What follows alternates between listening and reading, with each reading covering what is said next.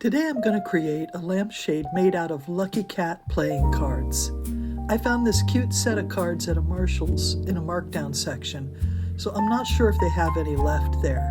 I really like the idea of Lucky Cat, like this gorgeous kitty made out of cherubim fabric, and this tiny one. And now these cards. I don't know if the fabric one is specifically a lucky cat, but I think all cats are lucky. Well, most of them. Here are my own cats, Cosmo and Bella. Bella is analytical and questions everything, and Cosmo's just a big, fluffy boy. First thing you'll need are a pair of needle-nose jewelry pliers. You'll also need a bookbinder's awl for punching little holes. Or you could use a hole punch with a tiny hole puncher, but I didn't find that easy to use. You'll need a lampshade frame like this one, or possibly one like this one with a bigger center hole, depending on the type of lamp the shade will go on. You might need one of these light bulb grippers.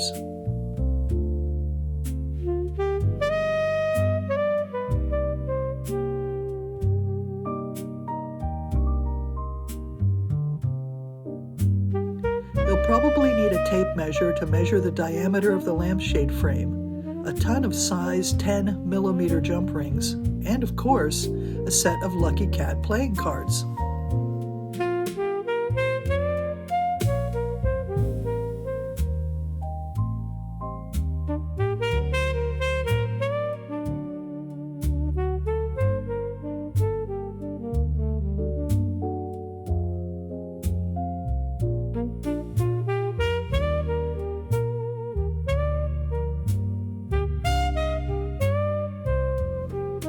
The suits of the cards come in an assortment of colors, including rainbow and a couple of golden Lucky Cats.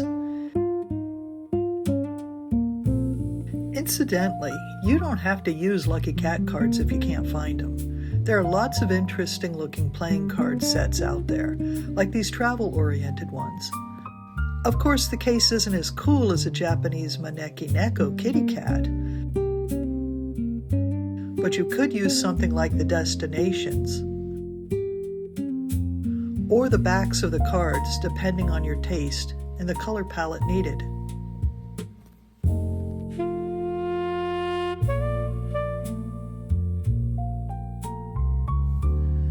I'm going to make a lampshade for this little lamp I picked up at a secondhand store.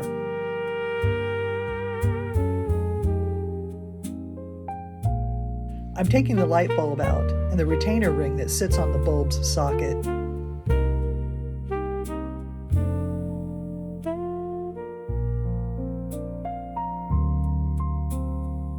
Geez, already.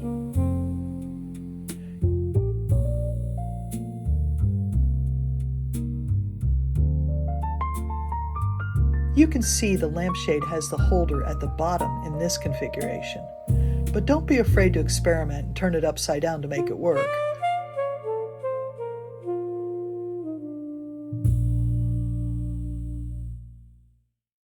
Or use something like a bulb gripper that the frame can attach to.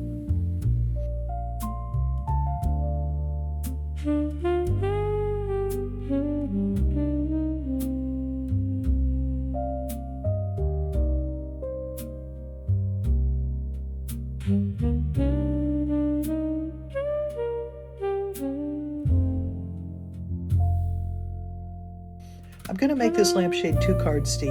I don't think I need more than 2 cards to cover the bulb.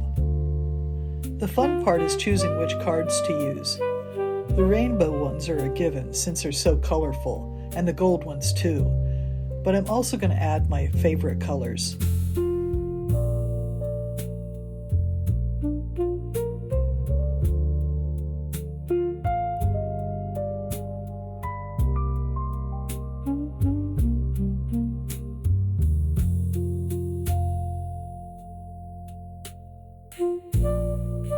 And with this deck, the expressions on the cats seem to be different, so I'll use the happy-looking ones.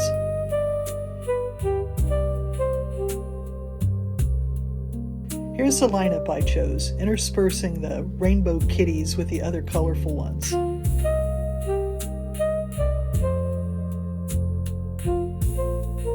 I used the awl to poke holes for jump rings at their corners. You don't have to make the holes any larger than how big the jump rings are.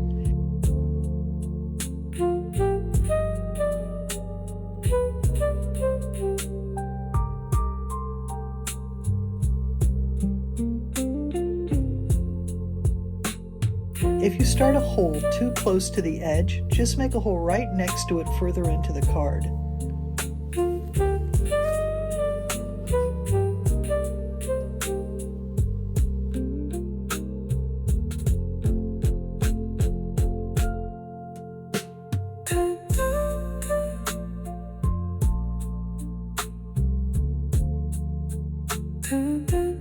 Also note that with these cards, the images aren't perfectly aligned to the cards they're printed on, so use the card itself, not the image, to judge where to put the holes. Well, holes are complete. I only put holes at the tops and bottoms of the cards that would be attached to the lampshade ring.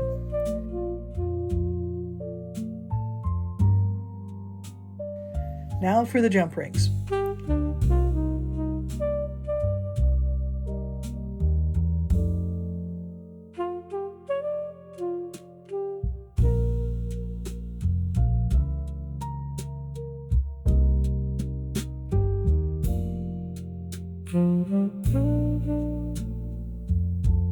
I used my 2 pairs of pliers to deal with them. They're a bit fiddly since I haven't made any jewelry in a long time.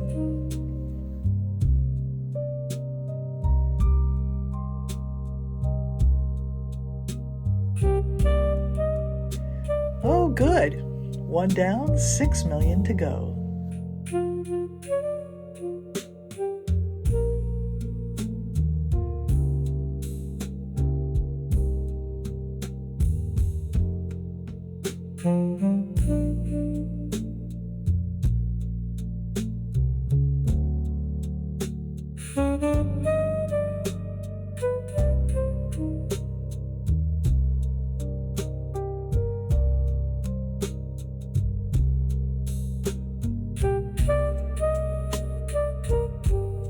I decided to go ahead and attach the rest of the cards together before attempting to join them to the lampshade frame.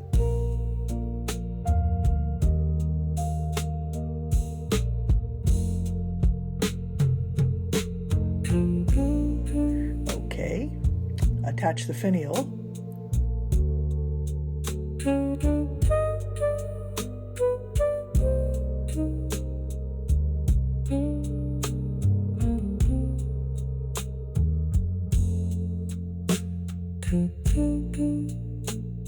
I like the lamp so much, I made one for a light in the nook above my sink in the kitchen, too.